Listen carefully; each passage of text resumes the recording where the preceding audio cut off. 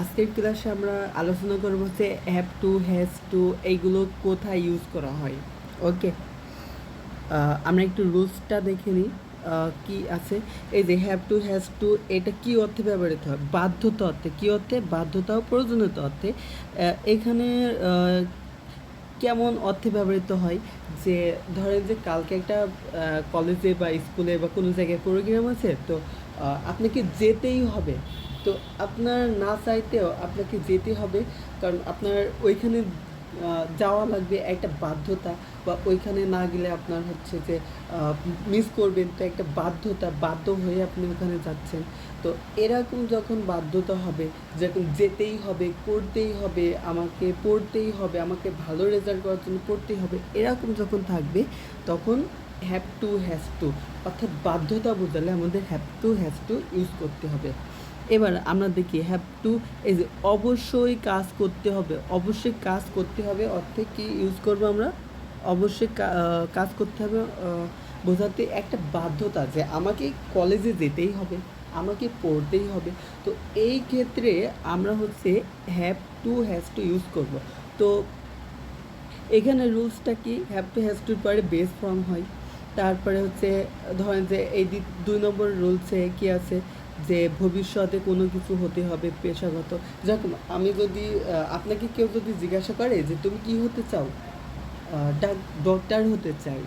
তো সে বলল যে তুই জীবনে ডক্টর হতে পারবি না, তোর দ্বারা ডক্টর হওয়া সম্ভব না। সো এই যে, তো আপনাকে যখন বলবে তখন আপনি অবশ্যই নিজের কাছে একটা ইগো ফিল হবে। দেন ওই সময় আপনি কী বলবেন? যে আমি ডাক্তার হবই, আমি ডক্টর হবই, অর্থাৎ জেদ নিয়ে বলছেন এবং বাধ্য হয়ে বলছেন, জেদ নিয়ে হয়ে বলছেন এবং বাধ্যতা।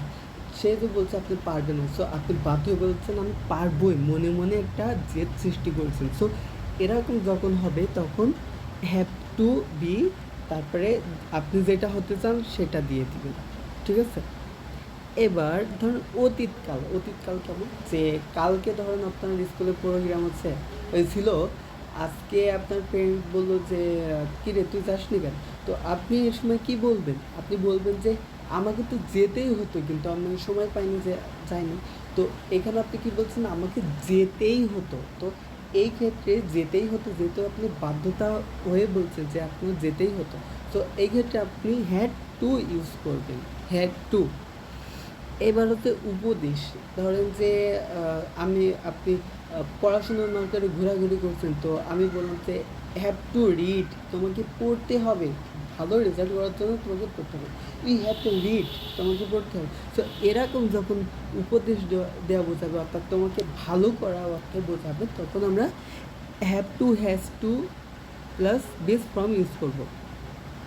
এইবার হচ্ছে আমাদের কি এটা যখন নেগেটিভ করব তখন হচ্ছে কি ডু, ডাস, ডিড এইগুলোর পরে নট ইউজ করে তারপরে হচ্ছে আমরা have to, has to use করব। এইগুলো সেম। ইন্টারগেটিভ হলে কি এইগুলো আগে বসায় দিতে হবে।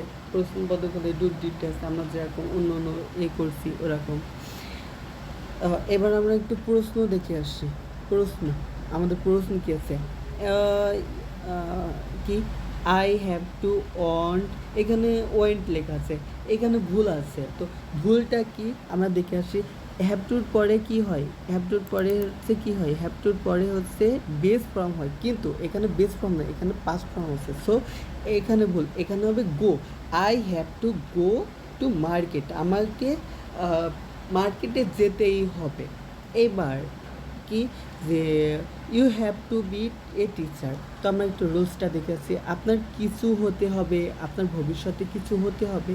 তো এক্ষেত্রে আমরা কি রুলসটা দেখেছি? Subject plus have to be, has to be plus যেটা হতে চান। সো এখানে এইটা ইউজ করা হয়েছে, এইটা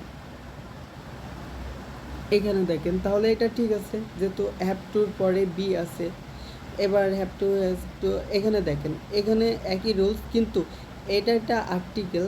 আর ভাওয়েলের আগে কি হয়? এন, কিন্তু এখানে এন দেওয়া হয়নি, এখানে ভুল, এখানে এন হবে। তাহলে কি হবে? You have to be an artist. এখানে কি?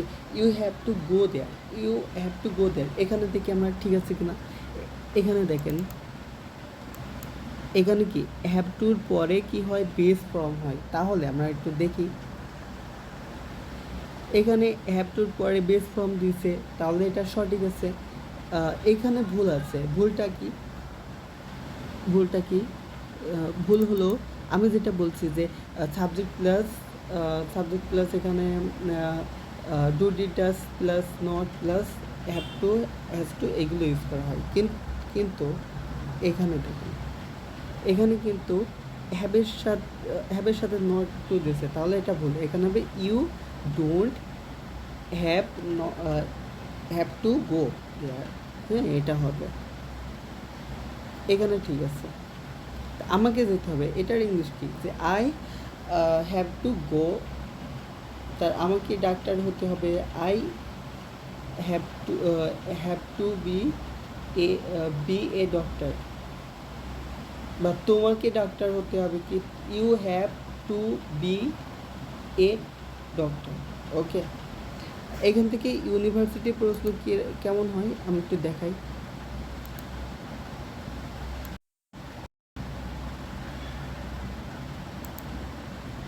তো আমাদের ইউনিভার্সিটিতে কেমন প্রশ্ন হয়, আমাদের ইউনিভার্সিটিতে এমন প্রশ্ন হবে যে তারপরে আমাদের অপশন নাম্বার কিভাবে খুঁজতে হবে বা কিভাবে কি করতে হবে। তো আমরা তো জানি রুলসে আছে যে হ্যাভ টু হ্যাজ টুর পরে কি ভার্বে ভি অন হয়, অর্থাৎ বেস ফর্ম হয়। হ্যাভ টু হ্যাজ টুর পরে কি ভার্বের বেস ফর্ম হয়। তাহলে আমরা একটু দেখি যে এই দেখেন, এইটা কিন্তু বেস ফর্ম নয়, এটা হচ্ছে ভি টু, তাহলে এটা হবে না।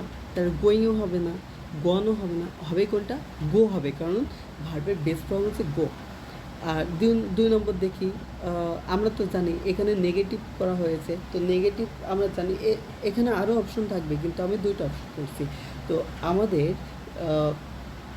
নেগেটিভ করার সময় আমরা দেখছি যে কি হয়, নেগেটিভ করার সময় কি হয়, আমাদের যেটা আছে সাবজেক্টের পরে আমাদের ডু ডাজ ডিড, তারপরে নট, তারপরে have to has to be on বা ভার্বের বেস ফর্ম। তাহলে এইখানে দেখেন, এখানে কখনোই হ্যাভ নট টু এইগুলো ইউজ করা যাবে না। আমাদের বেসিক রুলস কি, আমাদের do did does plus not plus have to plus V one, অর্থাৎ বেস ফর্ম হয়। তাহলে দেখেন এটার সাথে রাইট অ্যান্সার মিলে যায়।